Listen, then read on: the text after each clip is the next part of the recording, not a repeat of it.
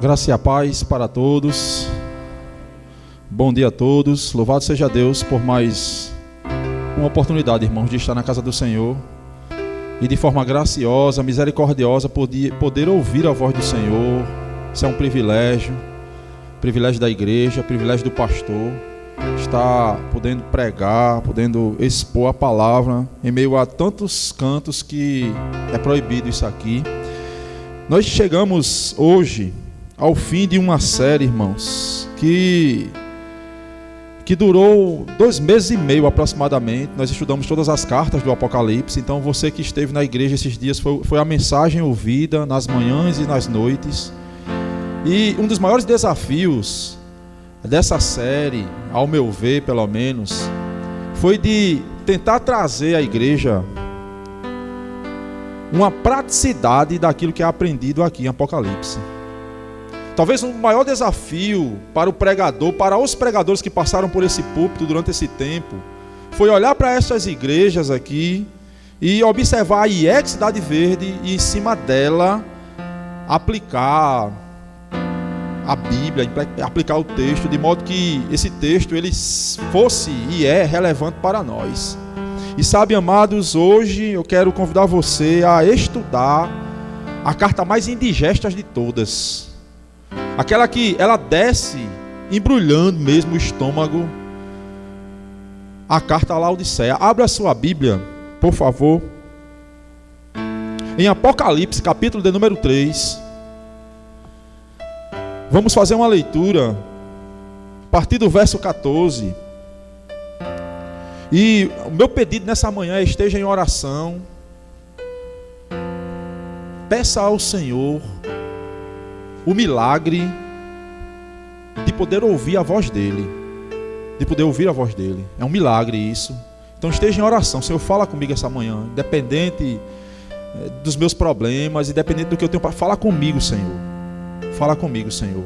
Que essa seja a sua oração. Apocalipse, capítulo de número 3, a partir do verso 14, texto sagrado. A palavra do Senhor diz assim: ao anjo da igreja em Laodiceia escreve: estas coisas diz o Amém, a testemunha fiel e verdadeira, o princípio da criação de Deus. Conheço as tuas obras, expressão muito repetida nas cartas. Conheço as tuas obras, que nem és frio nem quente. Quem dera fosse frio ou quente.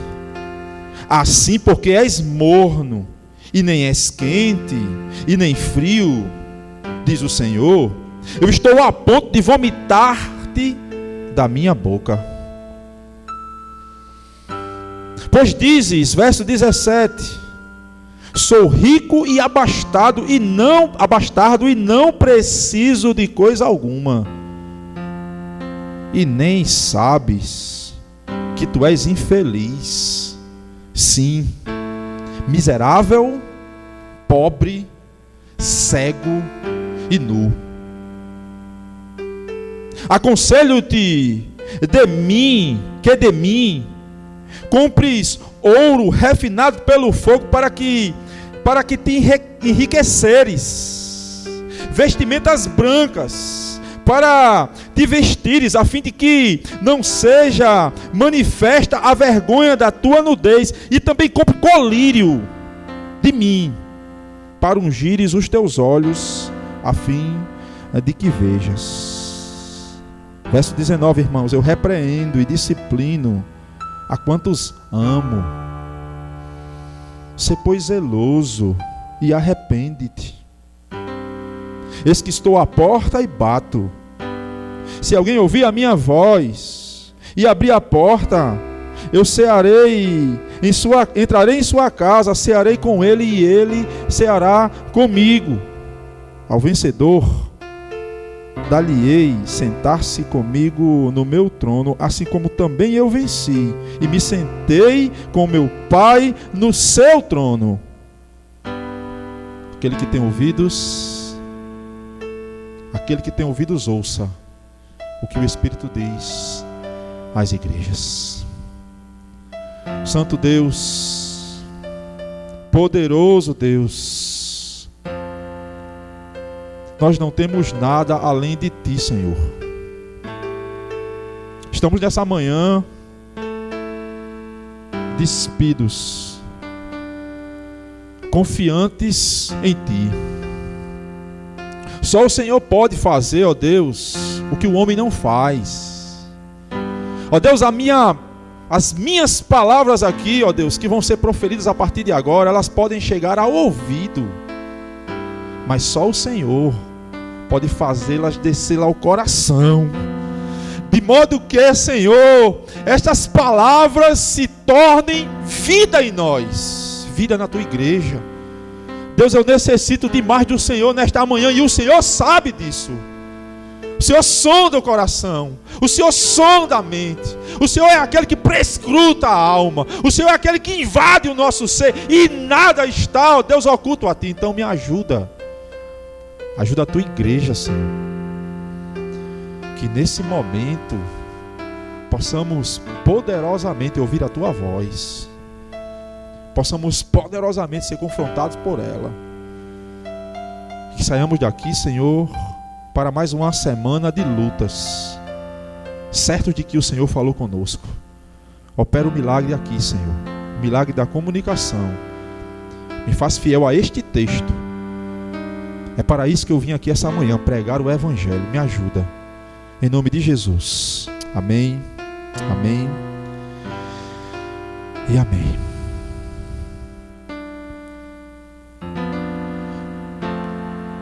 Pior, escute isto, pior do que estar mal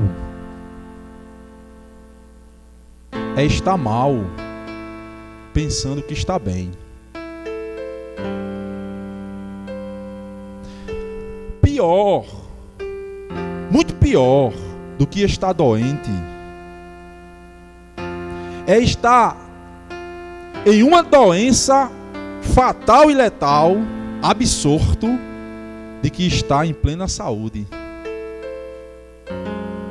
Muito pior, gente, do que estar muito mal é estar mal achando que vai tudo bem. Sabe, amados, a coisa ainda se torna mais perigosa, a coisa ainda se torna mais difícil quando isso é tratado à luz da igreja, à luz da vida com Deus, à luz da vida espiritual.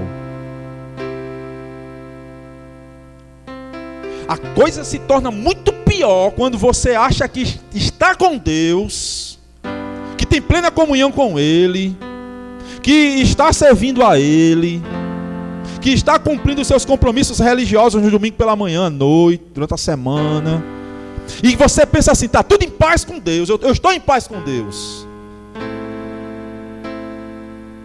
E na verdade, não há paz nenhuma.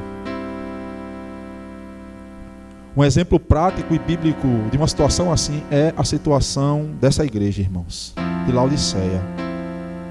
E sabe, o ponto alto do texto, embora muitos atropelem o verso, é exatamente quando o Senhor, aquele que fora falado aqui tantas vezes, irmãos, fora cantado essa manhã, é o dono da igreja. Ele, ao avaliar, no verso de número 19,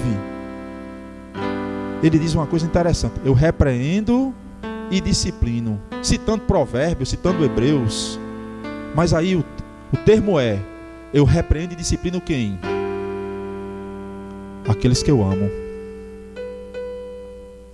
O ponto é, se Jesus está disciplinando seu coração, o meu coração, o coração da IEX Cidade Verde, é porque Ele nos ama.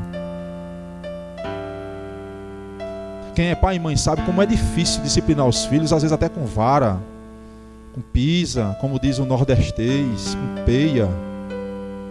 Mas fazemos isso porque amamos. E é assim que Jesus age nessa igreja.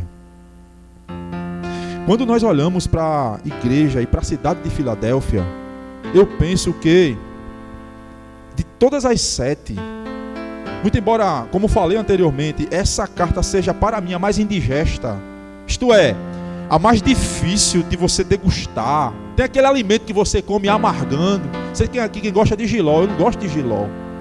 Aquele negócio desse amargando.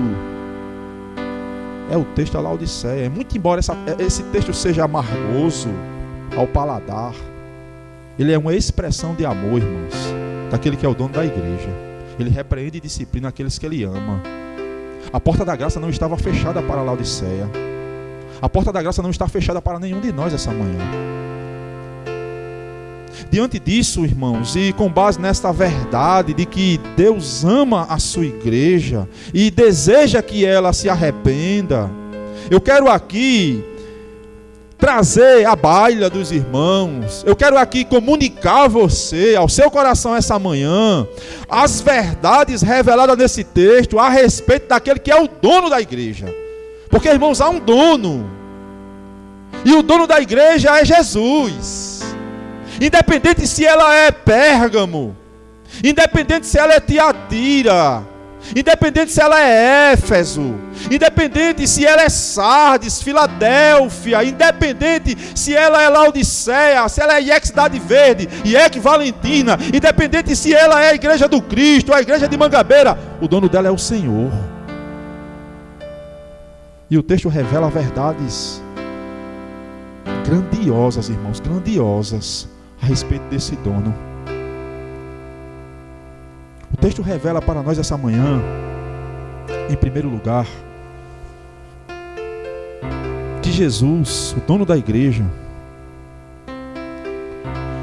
ele é aquele único que pode diagnosticá-la.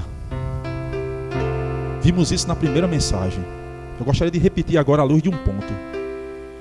E sabe, o diagnóstico de Jesus aqui nessa igreja, ele deve prender a sua atenção e o seu coração. Portanto, eu lhe peço de novo, esteja em oração. Quando no verso de número 15, Jesus começa o seu diagnóstico dizendo o seguinte: conheço as tuas obras. Irmãos, o conhecimento aqui é pleno, tá certo? Nós já tocamos tanto nisso. Ele é aquele que prescruta tudo e nada esconde. Obras aqui está no sentido pleno também. O que Jesus está dizendo é: eu conheço tudo, eu sei de tudo, eu escarafuncho tudo, e nada se esconde ao meu olhar. Eu vejo tudo, eu conheço as tuas obras. Mas sabe, a partir de então, todas as vezes que Jesus dizia isso nas demais igrejas, e todas as 6 que estudamos anteriormente, sempre tinha algo de bom, tinha algo relevante, tinha um elogio. Aqui não. Jesus diz: eu conheço as tuas obras, que nem és quente, nem frio. Quem dera foste frio ou quente. Assim porque és morno, verso 16, nem é quente nem frio, estou a ponto de vomitar você da minha boca. Irmãos, para entender isso aqui, a chave de interpretação destes versículos é o contexto imediato do texto. Laodiceia localizava-se naquilo que muitos estudiosos chamam do triângulo evangélico urbano.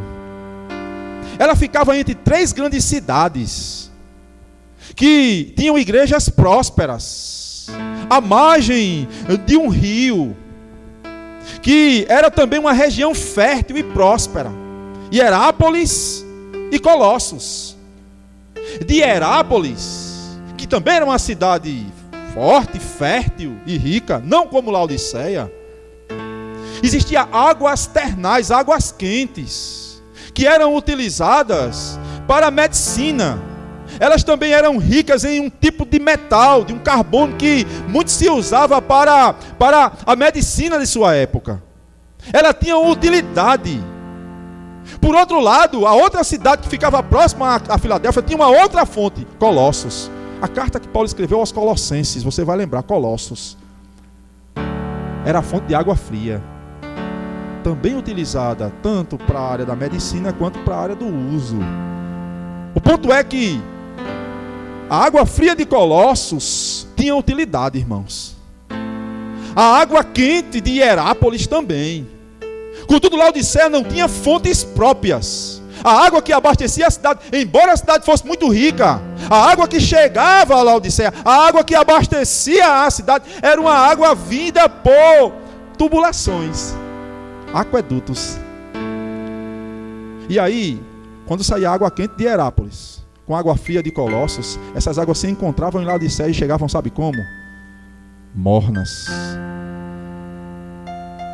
E aí o que Jesus está dizendo de forma prática é: vocês nem são quentes, vocês não têm uma utilidade espiritual quente como as águas de Ele está usando da geografia para admoestar a igreja. Para o povo, irmãos, que recebera essa carta, entenda, essa carta era lida em todos os cultos. Antes do culto, o anjo da igreja, o pastor da igreja, abria a carta e lia para todo mundo. E quem ouvia o que estava sendo dito através do Senhor, entendia, porque estava contextualizado. Jesus não fala fora do contexto, irmãos. Vocês não são quentes, vocês não têm uma utilidade como quente, também vocês são frios, vocês são mornos. E porque vocês são inúteis, não há utilidade em vocês, e eu estou a ponto de vomitá-los da minha boca. Irmãos, o texto é pesado, mas o que Jesus está dizendo é: eu ainda não vomitei, estou para vomitar, vocês estão me fazendo adoecer. Sabe, irmãos, eu não tenho medo de errar quando eu afirmo que um dos principais problemas da igreja contemporânea, isto é, da igreja de hoje, é a mornidão espiritual.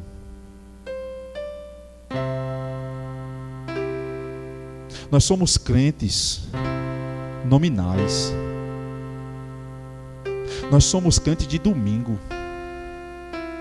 Sabe, nesse momento aqui, nós queremos e buscamos uma vida espiritual, mas o que nos parece é que durante a semana, irmãos, de segunda a sábado, nós esquecemos, o pau quebra. Nós não temos momentos de orações em casa. Nós não buscamos Deus como é para buscar. Nós descartamos, por exemplo, o culto doméstico, o a sós com Deus, a busca ávida.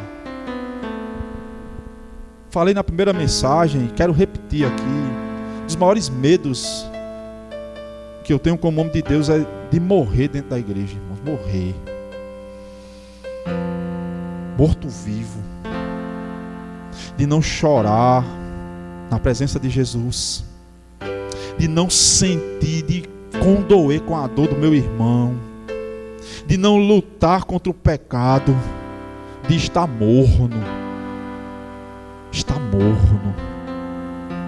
E o ponto aqui, desses dois primeiros versos lidos, 15 e 16, é exatamente isto. Essa igreja, ela se achava morna, irmãos. Ela não tinha mais vida. E sabe, é impressionante isso aqui, porque quando você olha para o contexto da cidade, o contexto da cidade é uma cidade totalmente propensa a ter tudo, gente. Humanamente falando, a olhar para as 7 igrejas, essa igreja aqui, humanamente falando, é a igreja que mais próspera, mais rica. É a igreja que você diz assim, com a teologia que é pregada hoje, a teologia da prosperidade, alguém poderia dizer: é a igreja que Deus está nela. Porque essa igreja era rica, e nós vamos ver a respeito do texto, adiante do texto. Essa igreja não sofria perseguições como, por exemplo, a Esmirna sofrera. Esta igreja não sofria de heresias internas como Tiatira. Não tinha uma Jezabel aqui. Não tinha os balaamitas aqui, os seguidores de Balaão. Jesus não vai falar disso. Uma cidade próspera, uma mega igreja, a maior dela, E isto, de certa forma, fez com que esta igreja se sentisse autossuficiente, ao ponto de achar que não precisava de nada. É exatamente isto que vai estar dizendo no verso de número 17. Olhe para o texto. Pois dizes, tu dizes, estou rico e abastado, não preciso de coisa alguma. Tu, igreja, dizes, sou rico e abastado. Verso 17, não preciso de coisa alguma. No ano 60 da era cristã, 61, um terremoto devastou várias cidades. Inclusive, o presbítero Marco falou semana passada da cidade de Filadélfia, que fora devastada. Este mesmo terremoto também devastou, acabou com essa cidade. Sabe o que é acabar com a cidade de um terremoto? Sabe o que aconteceu? Quando o império chegou para oferecer dinheiro para a reconstrução, se juntaram todos os ricos da cidade e disseram assim, ó, nós não precisamos. Nós temos dinheiro suficiente para fazer, e tem mais, a gente vai reconstruir. Imagine aí, gente, juntar um monte de homens ricos da cidade e dizer, não precisa do dinheiro de Roma. A gente se vira aqui. Ademais, além disso, além de não usar o dinheiro de Roma, eles também ajudaram cidades vizinhas. O William Buckley, um comentarista do texto, vai dizer que eles construíram prédios enormes, maiores do que os primeiros. Eram visível a riqueza pomposa dessa cidade. E o texto diz, vocês dizem, vocês se avaliam assim, sou rico, estou abastecido, não preciso de nada. Assim como a cidade achava, ou não precisou de Roma, a igreja achava que não precisava de nada, irmãos. Esta é a avaliação da igreja, mas aí o texto continua. E Jesus diz o seguinte, vocês dizem isto, agora eu digo assim, ó, vocês não sabem que vocês não são ricos, mas vocês são infelizes, sim, miserável, pobre, cego e nu. Isto é, vocês se acham assim. Vocês dizem eu estou bem. Vocês dizem eu estou pronto. Vocês dizem eu não dependo de ninguém. Eu, porém, vos digo, diz o Senhor, vocês são infelizes, miseráveis, pobre, cego e nu. O que Jesus está dizendo, irmãos, ele está mais uma vez agora usando do contexto. Ele vai usar aqui do comércio, ele vai mais uma vez usar da geografia, da indústria, da época, e que a cidade entendia muito bem. Isso aqui é uma linguagem entendível. Eles se gabavam de serem ricos, e de fato era. Contam-se, muitos estudiosos vão dizer que Laodiceia era a cidade mais rica do mundo antigo. De modo que carruagens de ouro, bancos, banqueiros, os homens ricos da época iam morar lá. E eles se achavam, e Jesus diz assim, olha, vocês acham que são ricos? Riqueza para mim não é o que você tem, meu irmão. Vocês são miseráveis, pobres. Vocês estão cegos. Em Laodiceia existia um tipo de pó frígio que era fabricado naquela época, um colírio muito usado no mundo antigo. E isso fizera também a cidade enriquecer muito, porque muitas cidades circunvizinhas iam para Laodiceia em busca das clínicas oftalmológicas e de tal colírio para ajudar na cegueira. Laodiceia ajudava a curar a cegueira dos outros, mas estava cega espiritualmente. E aí Jesus usa desse artifício para dizer, vocês estão cegos, embora vocês tenham colírio. Laodiceia era conhecida também por um tipo de lã negra. Alguns estudiosos vão arriscar, e é uma conjectura, de falar que as cabras bebiam das águas mornas e isso fez com que escurecesse a lã. Isso não é nem cientificamente comprovado, isso é uma conjectura. O ponto é que existiam ovelhas aqui, escuras, negras, que davam a Laodiceia uma lã, um tipo de lã negro, muito procurado, de modo que aquela lã era procurada para vestes, as melhores grifes, gente, as melhores grifes, o melhor terno, o vestido mais bonito, e todo mundo repousava disso.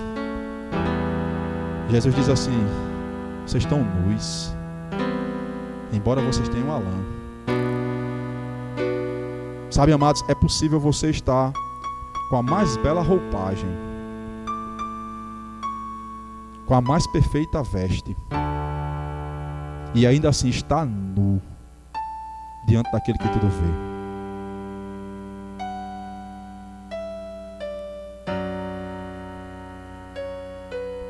E aí, Jesus, ao diagnosticar essa igreja, ele aconselha. Ele, a partir do verso de número 18, ele faz um apelo à igreja.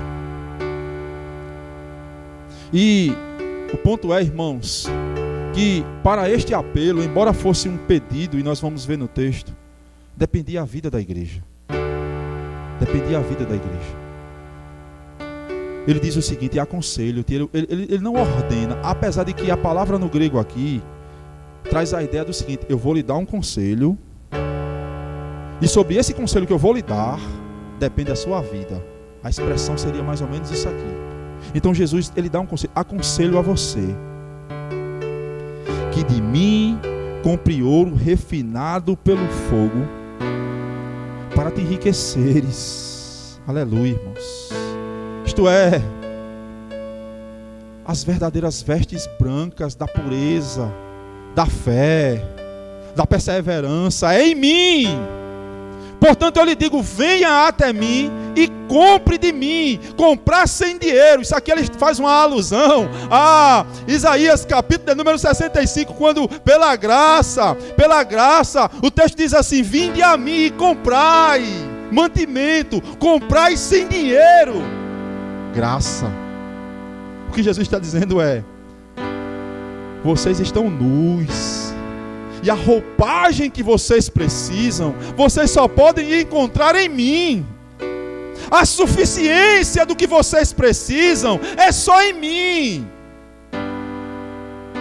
A força que você necessita, você só pode encontrar em mim, de Jesus. Irmãos, a igreja precisa entender isto. Cristo é suficiente, irmãos. Nós não precisamos de nada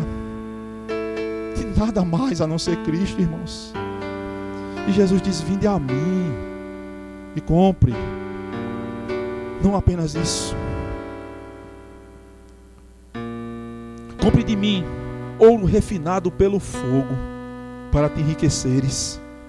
Vestiduras brancas, para te vestires, a fim de que não seja manifesta a vergonha da tua nudez. E compre também colírio, a fim de que vejas. Sabe qual é o ponto desse verso? Esse simples verso nos revela a suficiência de Jesus para a sua vida. Você nem precisa ser rico, gente. Você não precisa esbanjar dinheiro. Você não tem uma necessidade de estar sempre bem vestido, vestida. Você não tem uma necessidade de ter coisas. Embora tudo isso que eu esteja dizendo é bênção e é bom, se você puder, tenha. Mas o ponto é que não é isso que sustenta a sua fé, a sua alegria. E sabe, nós nos enganamos demais, porque acreditamos que a nossa alegria está baseada em coisas, irmãos. A nossa alegria está em ver um filho formado. A nossa alegria está em trocar o carro por um carro novo. A nossa alegria está num celular novo que eu estou comprando. A nossa alegria está em... O que está dizendo o seguinte: a alegria plena, completa, suficiente somente em mim. Sem Cristo nada podeis fazer. Mesmo João vai dizer isso. Esta igreja estava enganada, absorta acerca dela mesma. Ela pensava que era rica. Auto-engano. Ela era pobre, miserável, cega, estava nua. E o ponto é, tudo isto eu posso inferir ao texto aqui, por conta da mornidão espiritual. Da mornidão espiritual.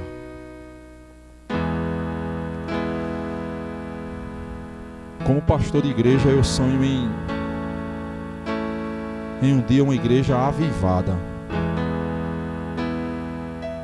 E quando eu falo avivada, eu não estou falando necessariamente de movimentos pentecostais, neopentecostais, de alegrias. Não, irmão, mas o avivamento bíblico para mim é quebrantamento de alma, consciência de culto, consciência do Deus a quem servimos. Porque às vezes, como falei anteriormente, nós somos crentes de domingo.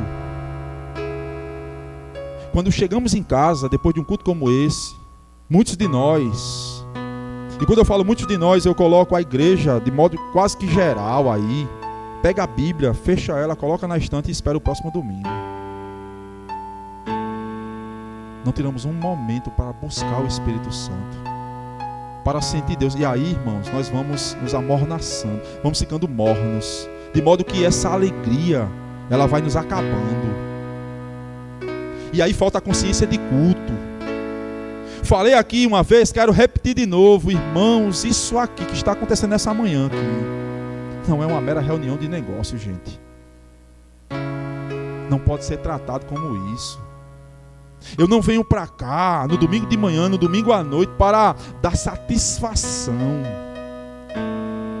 Eu não venho para aqui, irmãos, porque eu acho bom o louvor, porque eu gosto do pastor, porque eu gosto de Adriana, porque eu gosto do irmão Josias, da irmã Fátima, de Já. Não é por amizade somente. Mas eu tenho que ter a consciência de culto. E o que é consciência de culto? Eu tenho que estar aqui, sabendo que Deus se faz presente aqui, irmãos. É exatamente isto que ele diz à igreja de Éfeso. Ele abre dizendo assim: eu sou aquele que estou passeando no meio de vocês. Nós temos que ter essa consciência tem sido perdida. Deus está aqui, irmãos, e nós precisamos entender isso. Enquanto não entendermos isso, nós vamos ter uma vida morna, uma vida fria, porque estamos aqui, mas não estamos. E o fato é, Cristo está vivo e está entre nós, irmãos. Nós precisamos entender isso. Nós não podemos deixar a mornidão tomar conta do nosso coração. Jesus está aqui. Ele passeia no meio da igreja. E eu preciso sair de casa com essa consciência. Eu vou me encontrar com o Mestre hoje. Ele vai estar comigo. Os meus olhos vão ser abertos. Vocês lembram dos discípulos de Emaús? Eles estavam deprimidos, deploráveis. Conversavam. Jesus se aproxima. Jesus se revela. Os olhos são abertos. O coração aquece. Os pés correm. E eles anunciam Cristo vivo. Consciência de culto. Essa igreja perderá isso, irmãos. Nós não podemos perder isso. Essas mensagens têm sido impactantes para mim, porque tem me relembrado o Evangelho. E talvez algumas pessoas podem até dizer assim: mas rapaz, eu ouvi isso domingo passado, domingo retrasado. É necessário ouvir todo domingo, irmãos. Sabe por quê? Porque nós somos fáceis de esquecer. Precisamos ter consciência de culto. Depois que Jesus ele apela, no verso de número 19, ele traz aquilo que para mim é o coração do texto. Porque muito embora essa igreja ela não recebera do Senhor nenhum elogio, irmãos, Jesus diz assim: olha, eu repreendo você, eu disciplino você, porque eu amo você. A porta da graça estava aberta para Laodiceia. A porta da graça está aberta para cada um de nós. Agora aqui ele requer de nós algo. Ele diz assim: olha, sê zeloso e arrepende-te. O zelo tem a ver com o fervor, com o amor, com o cuidado. O arrepender-se é uma atitude única que é tomada. Na verdade, o que Jesus está dizendo aqui de forma clara para você essa manhã é: volte, arrependa-se e comece a ser zeloso na casa do Senhor. No verso 20 ele diz: eu estou à porta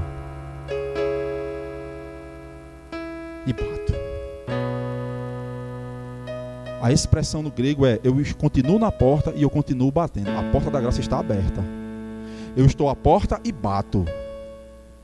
Se você abrir, e aí aqui é o mistério da soberania de Deus e a participação humana. Se você abrir, eu vou entrar e vou ter comunhão com você. Profunda comunhão com você. O texto está aqui, irmãos, falando para uma igreja. Portanto, não se trata de um Cristo que está batendo no coração de um pecador, esperando que o pecador, por vontade própria, por voluta dele mesmo, abra. Mas o texto está aqui retratando uma igreja de salvos e eleitos, na qual ela se gabava, ela se achava, mas Jesus continuava. Irmãos, isso é muito sério. Embora a igreja fosse poderosa, pomposa, Jesus estava do lado de fora dela. E sabe o que eu aprendo aqui, de forma prática? É possível nós vivermos, irmãos, de uma forma religiosa sem Jesus.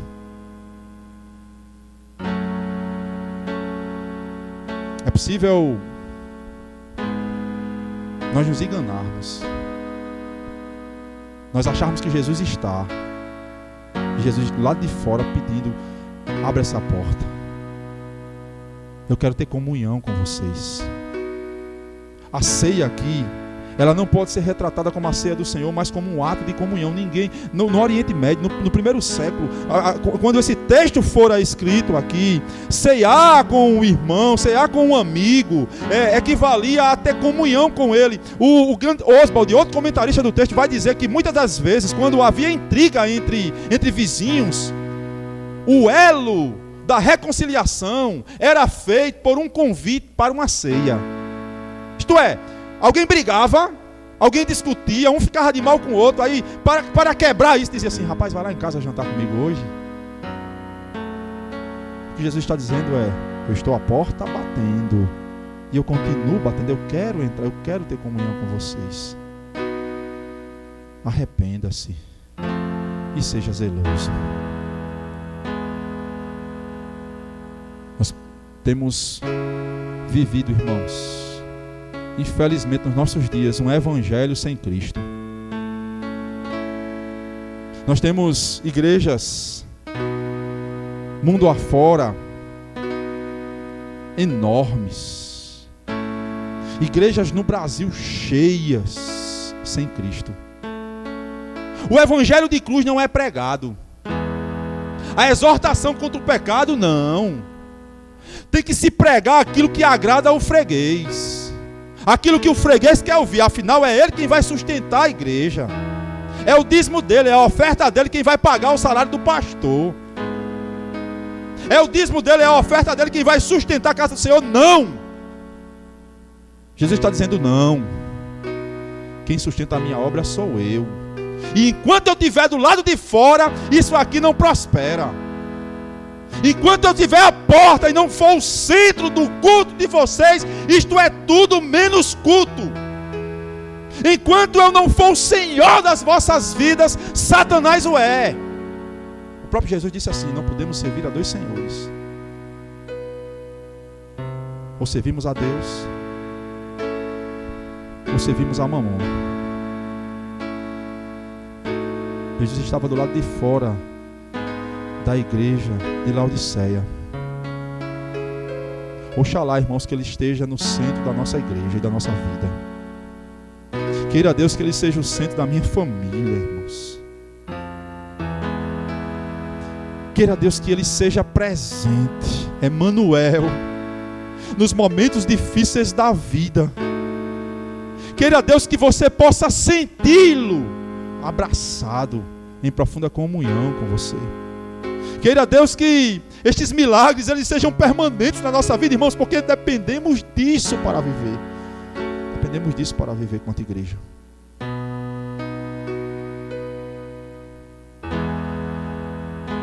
Depois de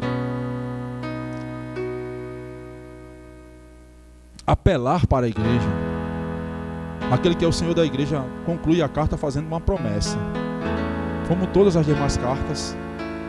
Verso de número 21 e 22.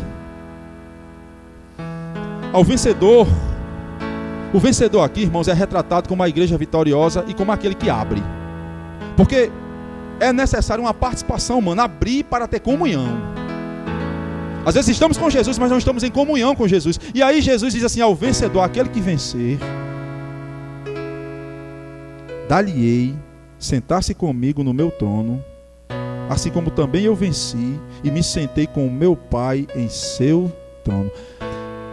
Ele sai de uma comunhão íntima, da mesa, da ceia, da casa, para uma comunhão agora pública. Os perseverantes, está dizendo Jesus aqui, aquele que vencer, a igreja vitoriosa do Senhor que está aqui. Porque eu creio, irmãos, que a igreja vitoriosa está aqui. A igreja eleita está aqui.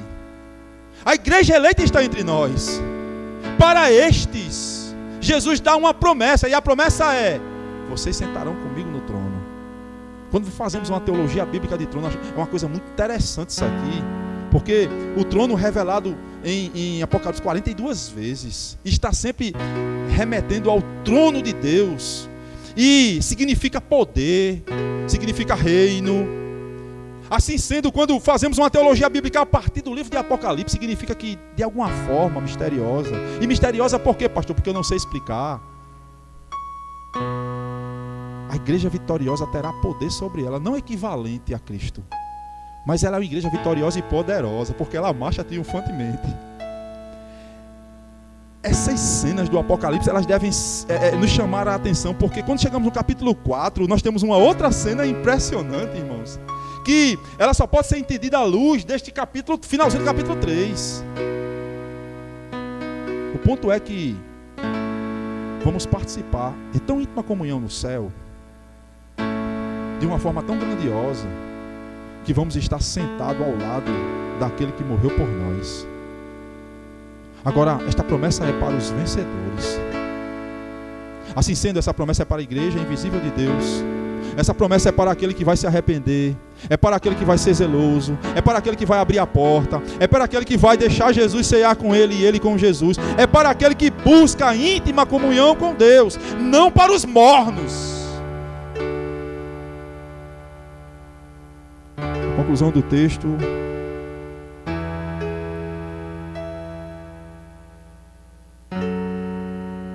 João diz: quem tem ouvidos, ouça o que o Espírito diz às igrejas.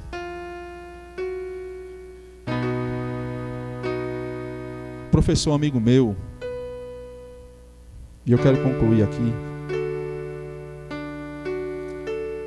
no ano de 2010 ele foi visitar essa região.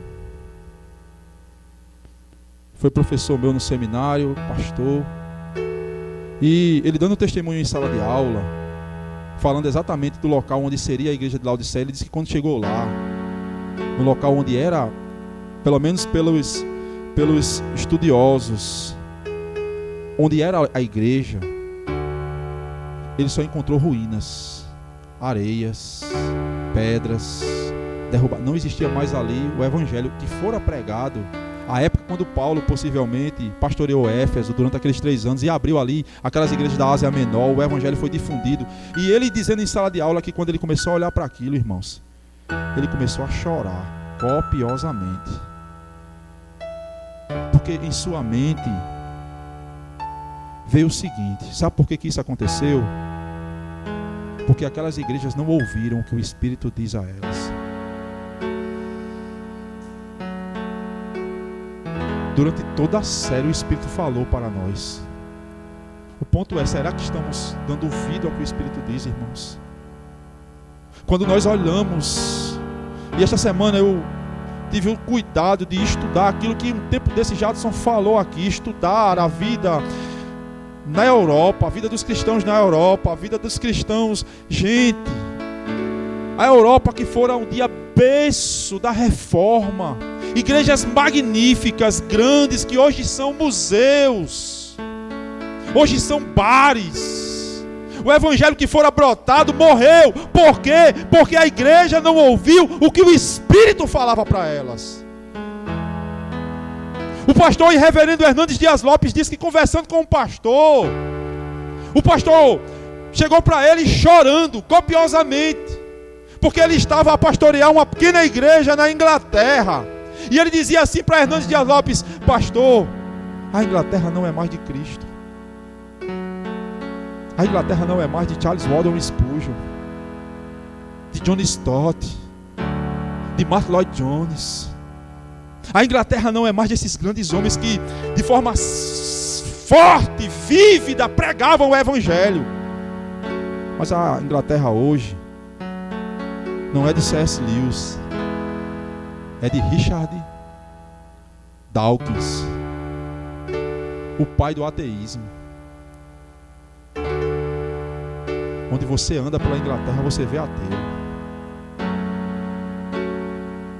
Onde você circula nas ruas, você vê aquelas igrejas migrando. E quando você vê uma igreja histórica grande, você vê assim, ó, as cabecinhas tudo branquinhas dentro da igreja. Por quê? Porque os jovens, olha, já pinotaram fora. Eles não querem nada com isso aqui. Tem coisa melhor. Sabe por quê? Porque as igrejas não deram ouvido ao que o Espírito diz às igrejas. O Espírito tem falado às igrejas. O Espírito está falando ao seu coração. Ele tem falado ao meu coração. E nós precisamos tomar uma atitude, irmãos. Senão, muito proximamente nós vamos estar iguais ou piores do que eles. Nós temos que reacender o altar do Senhor. Nós temos que voltar os cultos domésticos. Nós temos que buscar esse Jesus como se ele fosse a coisa mais importante. E ele é, gente.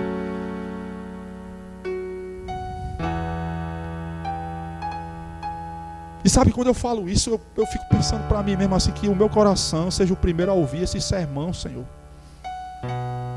Que os meus ouvidos sejam o primeiro a ouvir, a sentir isso. Eu preciso reavivar o altar do Senhor. Preciso buscar a Deus. Eu não posso me contentar com um domingo de manhã, um domingo noturno. Não. Eu tenho que me contentar na plenitude do Espírito em Cristo Jesus. Sabe, eu tenho que buscar isso. Por quê? Porque Ele é o Senhor da igreja. É assim que Ele se apresenta. Do verso de número 14. Ao pastor da igreja, ao anjo da igreja, escreva o amém. Quem está falando é o assim seja.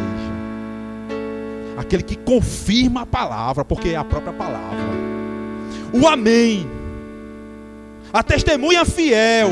Isto é, eu sou o mártir fiel do Senhor. Isto é, eu sou aquele que morreu por vocês. Eu não sou só a palavra de confirmação. Este amém aqui está ligado a Isaías. O amém significa e assim seja. O que Jesus está tomando quando ele se toma essa palavra para si é: eu sou a confirmação da palavra. A doxologia de Deus. A toda adoração. Só é possível adorar a Deus por mim, em mim. Eu sou testemunha fiel. Aquilo que eu falo, eu cumpro. Eu não engano. Eu sou o princípio da criação. Todas as coisas foram criadas por Ele. E por intermédio dEle, nada do que foi feito se fez. Ele fez tudo. É por isso que precisamos, irmãos, urgentemente, ouvir o apelo, tão repetido em todas as cartas. Aquele que tem ouvido, ouça o que o Espírito diz às igrejas. Porque quem está falando aqui não é um mero mortal, mas é o Deus Todo-Poderoso, aquele que é o dono da igreja e que a ama. Muito pior do que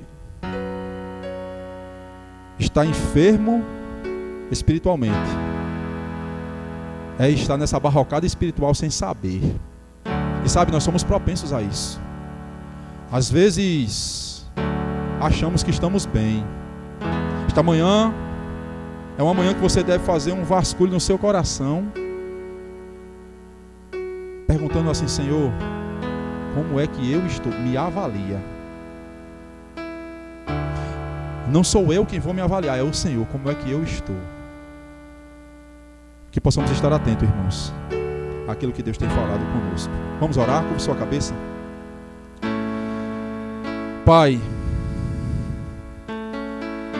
derrama sobre nós o Teu Espírito, Senhor. Permita-nos, Senhor, viver momentos contínuos em Tua presença, ainda que nas tristezas, nas tribulações, nas dificuldades, nas adversidades, nós, pela graça e misericórdia, como fora cantado, venhamos a lembrar do Senhor, e lembrando do Senhor, possamos ter força, paz, ânimo para continuar, para perseverar. Abre os nossos ouvidos, porque o Espírito tem falado, Senhor.